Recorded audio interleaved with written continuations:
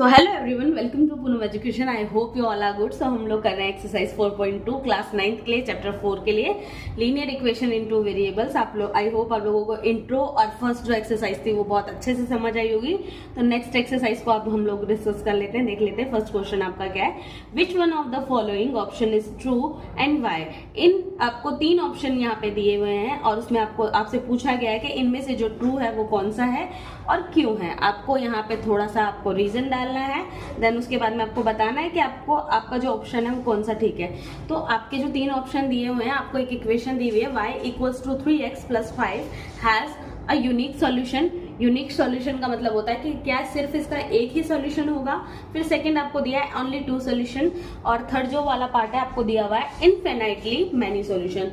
तो आपको मैंने इंट्रो में ही बता दिया था कि जो हमारे पास में 2 वेरिएबल्स की इक्वेशन होती है, वहां पे हमारे पास में कितने सॉल्यूशन होते हैं, हमारे पास में इनफिनाइट सॉल्यूशन होते हैं, बहुत सारे सॉल्यूशन हमारे पास में होते हैं। तो फिर आपको कुछ और सोचने की जरूरत ही नहीं है, सीधा सा जहां भी इनफिनाइट देखें आप और देख लें अगर 2 वेरिएबल है तो 2 वेरिएबल में इनफिनाइट मैनी सॉल्यूशंस होगा।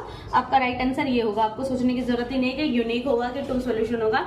यूनिक सॉल्यूशन आपके पास में कब होता है, जब आपके पास में लीनियर इक्वेशन 1 वेरिएबल में होती है, तब आपके पास में सिर्फ एक सॉल्यूशन आता है। बाकी वाले 2 वेरिएबल वाले में मैं आपको पहले मेंशन किया है कि इनफिनाइट मैनी सॉल्यूशन होंगे। लेकिन उसके बाद में अब जो हम दोबारा बात करें कि अगर आपसे पूछ भी लिया जाए कि भाई आप इस चीज को कह कैसे सकते हैं, तो पहली बात तो आपको डाल देना है इसमें कि भाई हमेशा जो टू वेरिएबल्स होते हैं, रीजन आपको डाल देना 2 वेरिएबल्स में इनफिनाइटली मैनी सॉल्यूशंस होते हैं। लेकिन फिर भी एक बार हम लोग लेट करके देख लेते ना।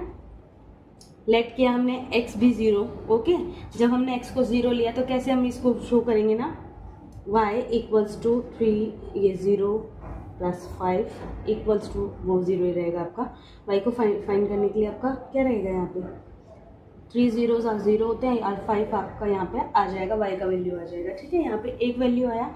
अगर आप लेट कर लें x को, लेट x भी 1, ओके, y इक्वल्स टू 3 1 और यहाँ पे आपने 5 किया, y इक्वल्स टू 3 1 साथ 3 होते हैं और ये 5 और यहाँ पे आपका y क्या आ गया 8 आ गया। और यहाँ पे भी देखिए अलग था, यहाँ पर भी अलग था। अगर हम लोग लेट कर लेते हैं,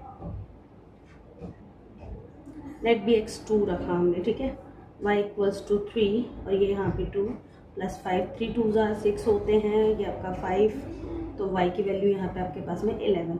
ये भी अलग, ये भी अलग, ये भी अलग, देखेंगे आपके पास में बहुत सारे। और जितनी आप वैल्यूज लेट कर सकते हैं x की, आप उतनी वैल्यूज को लेट कीजिए, आपकी हमेशा जो आंसर है वो अलग अलग आएगा। ठीक है, आई होप आप लोगों को ये समझ आया होगा और यूजफुल होगा। नेक्स्ट क्वेश्चन अब हम लोग डिस्कस करते हैं। Thank you so much.